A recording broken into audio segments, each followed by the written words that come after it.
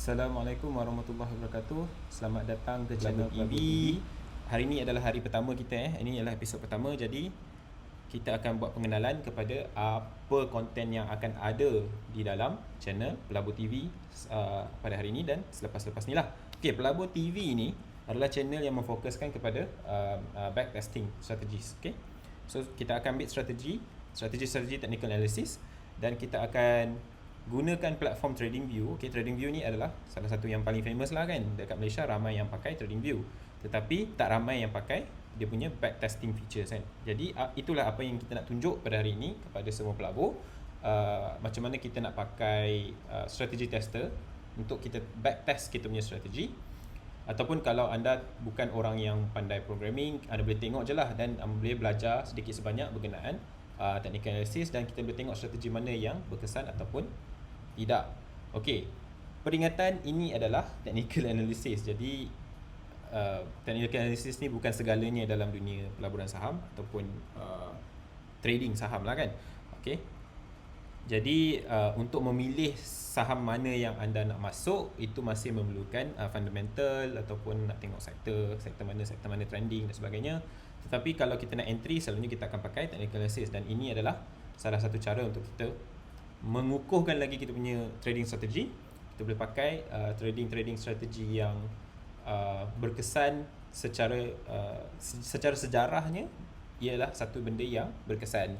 Okey, jadi apa yang kita akan buat pada hari ini ialah kita akan buat pengenalan dululah apa benda backtesting ni. Okey, kepada yang belum familiar, backtesting ni adalah kita nak tengok strategi kita ni berkesan atau tak menggunakan data yang sedia ada kan. Jadi kita akan apply strategi kita tu kepada historical data lah. Kita akan tengok closing price yang sebelum ni, tengok fit tak dengan kita punya entry dan fit tak kita punya exit, dan kita akan plot dia lah. Dan kita akan tengok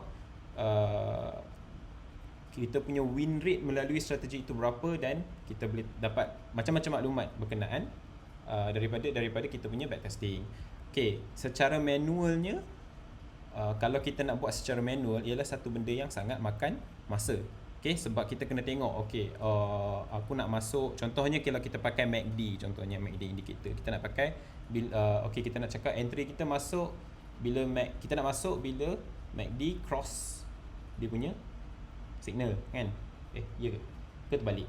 MACD cross dia punya signal, dan ataupun MACD cross zero line kan, antara dua tu lah. Okay, lepas tu kita nak exit bila MACD cross under. Okay, cross under MACD line. Okay, contohnya kita nak buat macam tu, kita akan buat satu-satu secara manual, dan ia sangat memakan masa. Antara contoh YouTube channel yang buat benda ni adalah Trading Rush. Okay, Trading Rush ni kita boleh tengok dia buat benda yang sama. Dia buat backtesting strategi, dia buat 100 times. Okay, 100 times dia akan pakai MACD ataupun dia pakai Fibonacci atau benda-benda ni, tapi dia buat secara manual, dan kita boleh tengok proses dia tu adalah sesuatu yang sangat memakan masa, sebab dia kena track kan. Okay, apa yang kita nak buat secara berlainan melalui channel Pelabur TV ni adalah kita nak buat secara programatik. Okay, jadi kita akan tulis coding, kita akan tulis kod, kita akan bagi tahu kod tu, okay, aku nak masuk entry waktu ni dan aku nak exit waktu ni, dan kita boleh tetapkan segalanya melalui kita punya coding tu. Dan apa yang TradingView akan buat, dia akan apply strategi itu, dan dia akan bagi data di dalam kita punya panel ni, strategi tester ni. Jadi ramai yang mungkin tak pakai lah kan dua ni, benda apa lah benda ni sebenarnya kan. Saya pun waktu awal-awal dulu, saya pun tak tahu macam mana nak pakai benda ni, tapi saya belajar, dan saya rasa eloklah saya kongsi dengan semua orang apa yang saya dapat daripada strategi testing dekat TradingView. Okey, jadi saya untuk pengenalan ni, kita akan tengok satu strategi dulu yang saya dah tulis. Okey, iaitu kita akan ambil Bollinger Band Bollinger Band strategi, mana Bollinger Band. Okey, BB strategi bursa ini adalah yang saya dah tulis. Okey, Bollinger Band ni rasanya ramai yang pakai, ramai yang tahu. Okey, jadi Bollinger Band ni dia akan ada standard deviation. Okey, selalunya value dia dalam 2 lah. Okey, 2 ni dia ada basis ni yang tengah ni. Okey, yang merah ni dia ada upper band dan lower band, dan upper band dan lower band ni adalah standard deviation kan. So 2. Okay. Length ni dia akan jadi yang tengah ni, iaitu selalunya line SMA lah. Line SMA, standard moving average. Okay. Jadi dia akan plot kat sini, dan selalunya strategi yang kita akan pakai ialah bila dia touch lower band, kita akan entry, dan bila dia exit dekat, bila dia touch upper band, kita akan exit. Okay. Jadi itu je lah kan.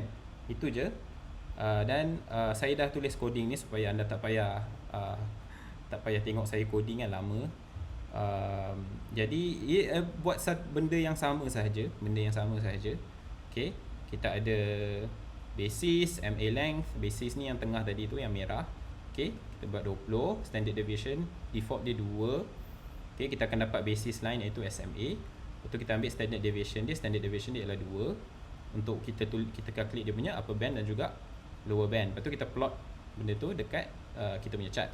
Okay. Pretty basic. Sama je dengan Bollinger Band yang tadi. Okay. Dan kita akan tetapkan lah. So kita boleh tetapkan macam mana kita nak entry dan macam mana kita nak exit. Okay. Ini yang berlainan sikit daripada indicator. Okay. Sebab dia akan ada nanti kita akan tengok dia akan ada exit point dan juga entry point. Okay. Jadi dekat sini saya ada sedikit coding. Jadi saya tak nak cerita panjang-panjang. Saya nak cerita sini je. Okay. Strategy.entry ini adalah apa yang kita bagi tahu dekat program ni bila kita nak entry. Okay.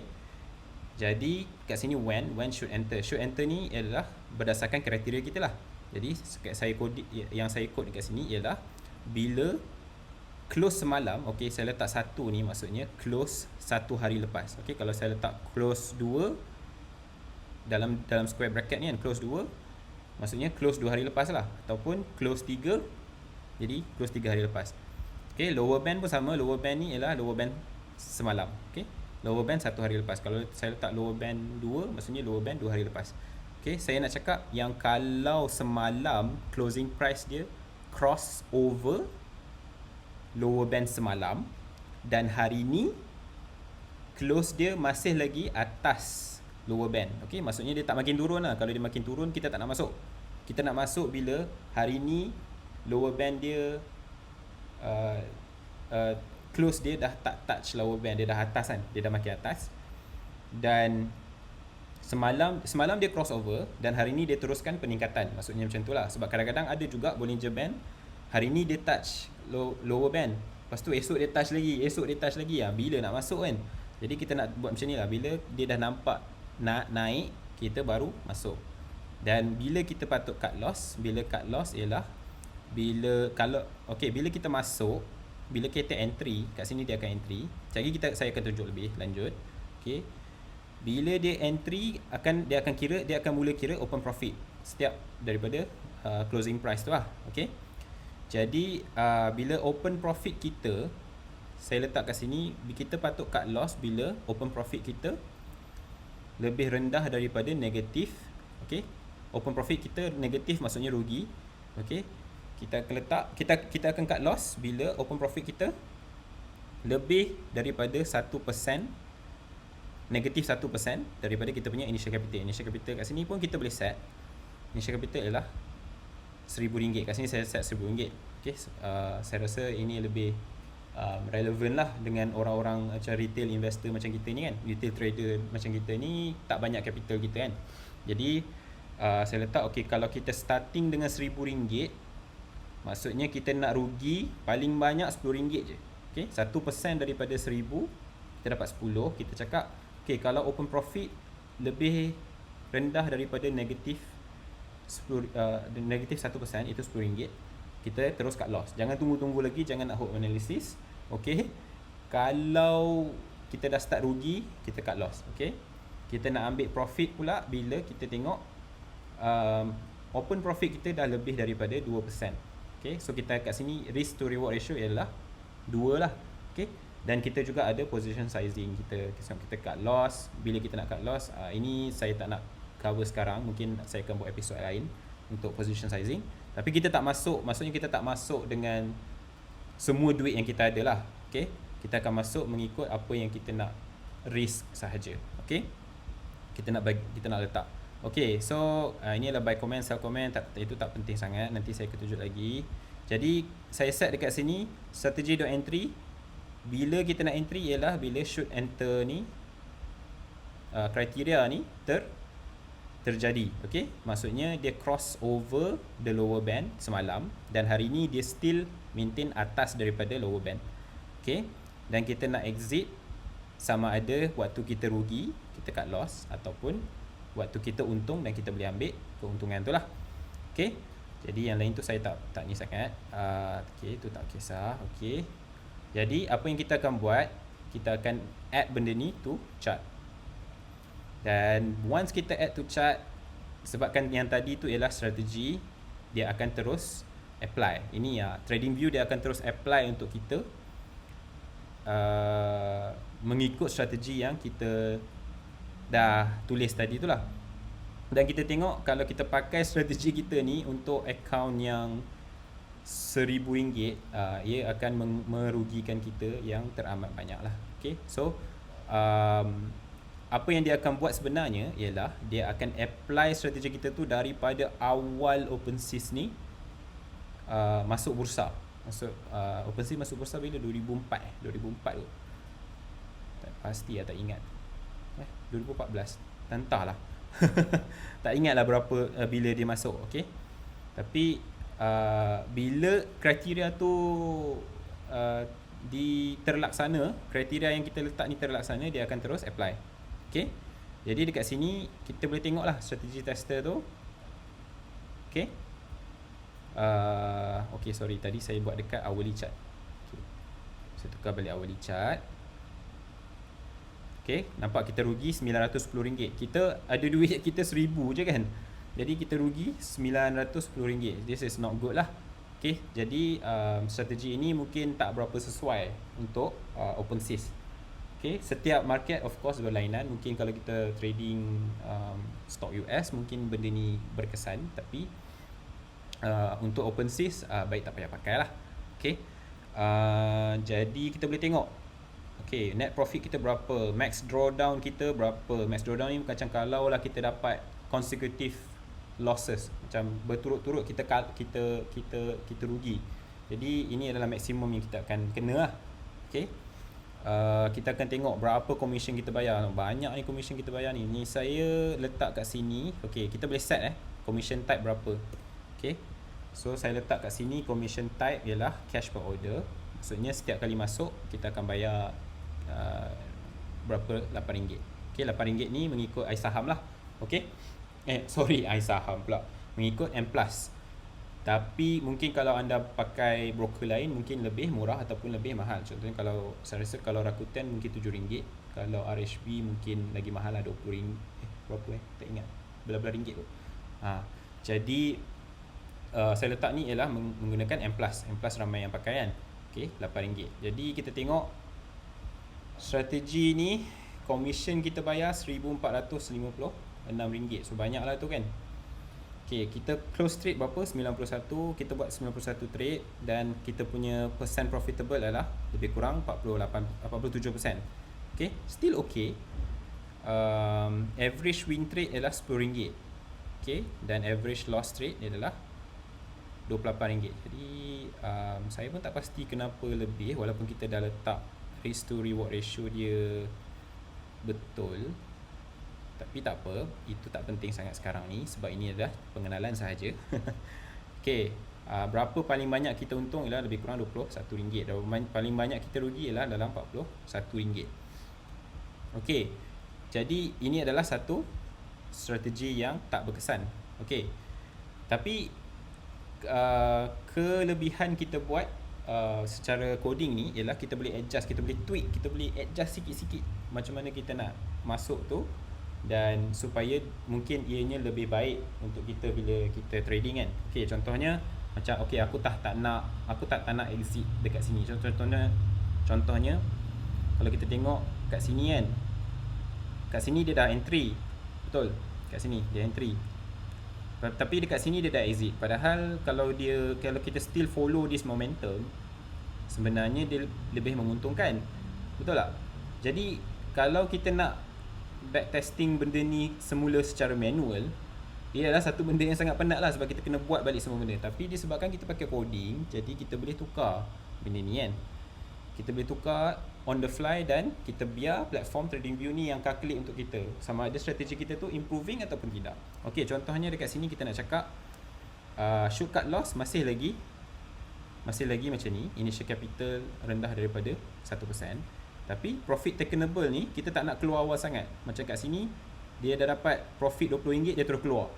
Kita tak nak macam tu. Kita nak dia follow dulu momentum ni Okey, jadi kita just cakap kalau close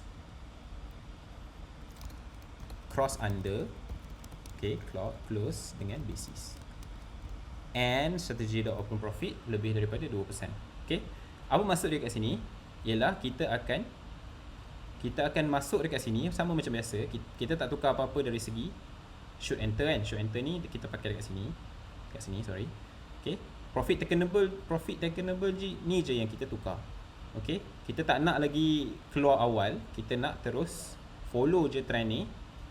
Kita follow dia trend, okay, sampailah closing price tu close under basis kat sini lah contohnya.